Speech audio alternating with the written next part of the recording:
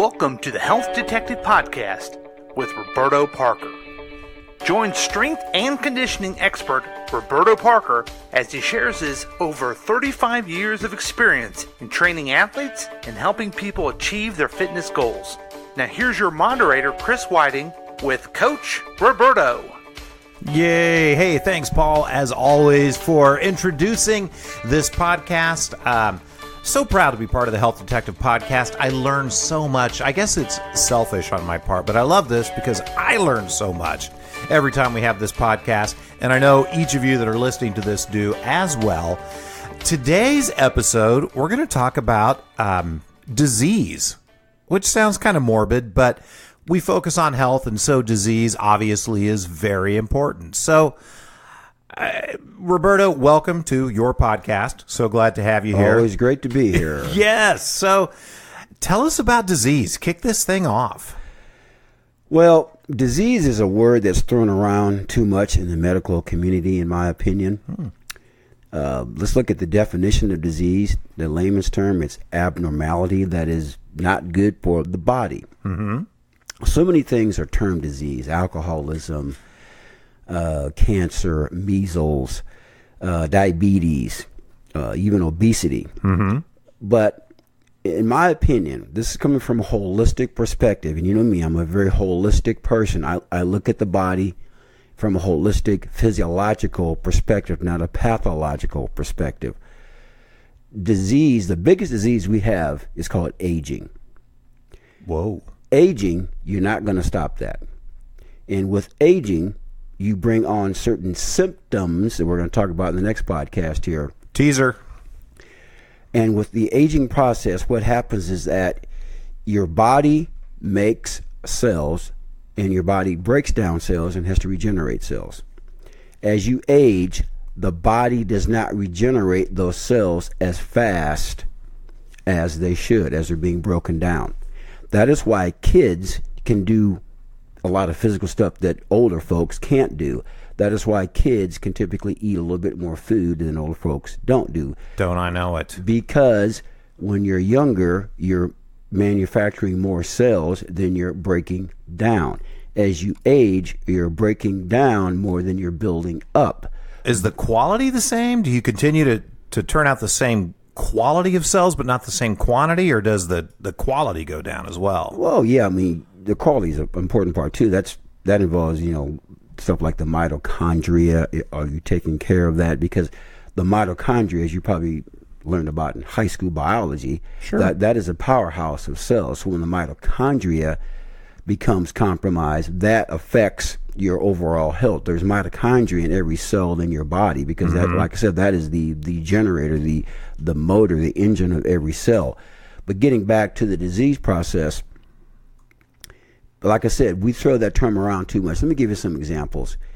During slavery, when a slave would run away from the slave owner, the medical people termed that drapetomania, in which they would... Never heard that before. Look it up. I kid you not. It's called drapetomania, in which the slave owners would give their... I don't know if they did it, but they probably had doctors that did it. They would treat the slaves, medically speaking, because they felt like they had a disease, because they run away from their owners. Because they wanted to be free. They had a disease. Wow. Yes. So I'm saying that the term disease has been thrown around a little bit too much. Let me give you some other examples. During the Middle Eastern, not Middle Eastern, but during the Egyptian era, what they used to treat patients? Leeches. Oh, yeah. Okay. Now, why did they use leeches? Because they wanted to suck the blood and supposedly the toxins out of the human body, right? Yeah. But you notice we're not using leeches today. No. Okay. And there's a reason for that, because it didn't work. Okay. But that stayed around a long time, right? It did. Yeah. Okay. How did George Washington die? The first president of the United States. He pretty much bled to death. Why? Because the way he was treated, I believe he had some sort of abscess. Doctors in those days would bloodlet you because they felt that would drain the toxins and diseases out of your body. And what happened? So he bled to death? That's pretty much it. He bled to death. I know no matter how he died, he didn't lie about it. Right. That I'm for sure on. Yes. I thought that was Abe Lincoln, though. I don't know. It was some president from a long Maybe time ago. Abe cut down the cherry tree. I mean, that was probably. I don't know. One of them cut down the tree. One of them didn't lie.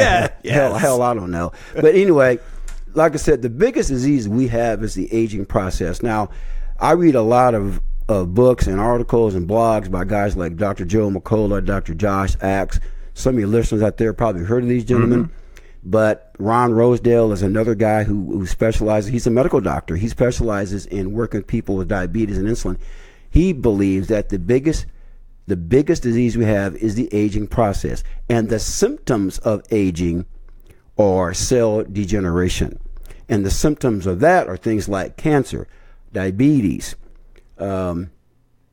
arthritis. So you're saying those things that we would typically call a disease or a condition are actually symptoms of this overarching disease. They are an adaptive response to what is happening in your environment. Getting back to our very first podcast, we talked about inflammation and stress. Yeah. There's 3 types of stress, and that's it. There's emotional stress, which can be linked to mental stress. Mm-hmm. There's physical stress, and there's chemical stress, which can be also linked to nutrition. So there's 3 basic stressors of the body. There's emotional, there's physical, and there's chemical. And your body will adapt and respond to those stressors. For example, high blood pressure, that's considered a disease. Is it a disease, or is your body adapting to what you're doing to it? For example, if you are dehydrated, your blood pressure will be higher. Okay. If you're working out a lot with weights and put on more muscle, your blood pressure will typically be higher. Oh, wow. If you're a person of African descent, typically they have thicker capillaries, which is linked to muscle. Your blood pressure will be higher. I never knew that. If you're a person who you're sitting down in a chair and all of a sudden you stand rapidly, your blood pressure will be higher. Now, a person who works out all the time, you go to the doctor says, you've got a disease. You need to take some medication. Mm-hmm. But doc, it's an adaptive response to what I'm doing, doc. That's what most people say. Yeah. Right. Exactly. Okay. So you get where I'm going with this. Mm-hmm. Okay. So a disease, symptomatically speaking, is an adaptive response to what we are doing in our lifestyle. That's it. Now, having said that, I would not sit here and say if you have something that is life-threatening, that you should not be on some sort of medication. You should not be seeing a medical doctor. I would never say that to anybody. All I'm saying is that many of these so-called diseases can be controlled and even possibly reversed with, listen for it, I'm listening, lifestyle changes. Oh, I had a feeling that was coming. Yeah. And, of course, that's what you specialize in, is helping people find out what lifestyle changes they could make to impact their health in a positive way. Exactly. So you think we probably rely on medication too much instead of, like, taking responsibility for changing what we can with our lifestyle? Don't even get me started on that. Maybe that's a whole nother podcast. I could do a 1-hour podcast on that. Wow. Our healthcare system is the shits. And not in a good way. Okay? We spend more time chasing diseases, so-called diseases, than we do in trying to prevent the damn diseases. Yeah. Okay? That is the key, folks. The way you control disease, you find yourself a good holistic practitioner who knows the system of the body. The nervous system is the big daddy of all systems of the body. Oh. There's 2 branches to the nervous system. There's the sympathetic, which is your fight and flight. You probably learned about that in school. I actually did. Okay. Yeah, unlike the mitochondria you were talking about earlier. And there's also the parasympathetic, which is the rest and digest. Those 2 systems are yin and yanging with each other. When you're always in the fight or flight mode, which is a lot of people today because of our highly industrialized, make money, be successful, chase the Joneses type of society, people are always internally stressed. Mm-hmm. And with that internal stress, guess what? Diseases pop up because the body is always adapting to what you're doing to it. Because when you're in the sympathetic dominant state, which is your fight or flight, Your gut shuts down because you get this primal instinct that a lion is chasing me or a saber-toothed tiger is chasing me. So all the blood goes from the gut to the muscles of the body, and the adrenaline increases. You're always in this, gotta run from that tiger or gotta run from that lion or the saber-toothed tiger. You're always in that, gotta run. Stay. The engine always is revving on high, even when you go to bed at night. That's why some people don't sleep very well, because they can't shut their brain down. This guy, yeah. Okay? That is an adaptive response. That will bring on more of a disease state. Okay. Now, I want to get back to aging, swing back to it real quickly. I'm not going to sit here and tell you that you can stop the aging process, because it ain't happening. But you can sure take a dent out of it by your lifestyle. So find yourself a person who knows how the nervous system functions, who knows how the immune system functions. That is why so many people have screwed up immune systems, is because they're always in a fight or flight state. Okay. They don't know how to relax. They don't know how to rest. They don't eat the right types of foods. They're not doing the right types of exercises. Maybe they're doing too much of a certain type of exercise. They're always in that fight or flight, sympathetic, dominant state, thus opening up the system to become more symptomatic, i.e. disease, in what they're doing. Wow. Okay.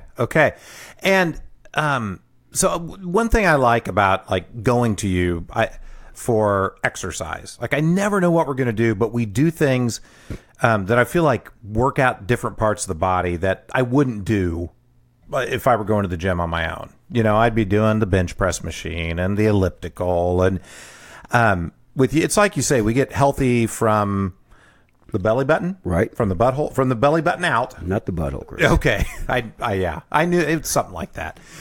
But we're doing all these twisting and turning and all these different types of things that I feel like are exercising, and maybe I'm wrong on this, but almost like massaging my internal organs when we do this type of working out, and I just feel overall healthier than if I just went for a run or just lifted weights. That's true, because every muscle in your body innervates with an organ of the body.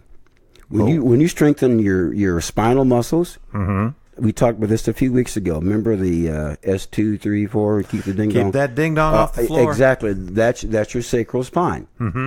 Okay. C3, C4, C5 keeps you alive. Now, that's your cervical spine. Okay. That interacts a lot with your heart and your lungs and so forth. And that's your neck, right? Yeah, that's your neck. Yep. So you need to strengthen those posterior spinal muscles of the back.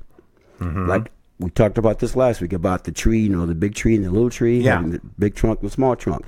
You got to get those core trunk muscles strong first and foremost, because those particular muscles that connect to your spine innervate with crucial organs of the body. We talked about the prostate just a few seconds ago. The prostate, the ovaries for women, the heart, the lungs, the kidneys, the pancreas, the brain. Muscles communicate with tendons, ligaments, bones, joints, organs. Wow. So my takeaways, Roberto, are that disease is a word that's thrown around maybe a little bit too much. Too freely, yes. Too freely, because what we're looking at a lot of times are actually symptoms of things like the aging process. Correctly. And that we can, while we can't stop things like aging, we can impact how they affect us by the way that we treat ourselves and the habits and the lifestyle choices that we make. And I know we're getting close on time here. You've said it already in this podcast, but if people want to get connected with a holistic practitioner, which can help them change their life, make different choices, teach them some things that they can do so that they can stave off or at least impact positively things like aging. Let's say they want to get in touch with you. How do they do that? Well, I do things virtually via the internet. So if you're living out of town somewhere listening to this podcast, you can do that. I can set up a communicative link via the internet to work with you, or find someone in your local area. There are a lot of good practitioners all over the country. I like to think I'm one of the best, but hey, I'll vouch for you. Nonetheless, my number is 816-405-7703. email us rwpsports@yahoo.com. You can contact me that way. Perfect. Okay. Hey, folks, seriously, if you're curious at all about this, about improving your life, talk to Roberto. He does these podcasts for free and gives out great information, but you can get so much more value when you spend a little time with him. This is part 1 of 2 podcasts on Health Detective. We talked about disease this time. We're going to dive a little bit deeper into symptoms next time. So you're going to want to listen to that, and we'll talk to you soon.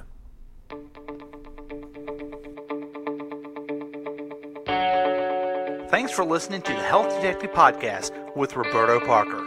You can contact Roberto at 816-405-7703 or by email at rwpsports@yahoo.com with any comment or question you may have. Join us next time for the Health Detective Podcast with Roberto Parker. The Health Detective Podcast with Roberto Parker has been a KCTK production, produced by Roberto Parker, Chris Whiting, and Paul Lavoda. All rights reserved. For more information and content, email us at kctkradio@gmail.com.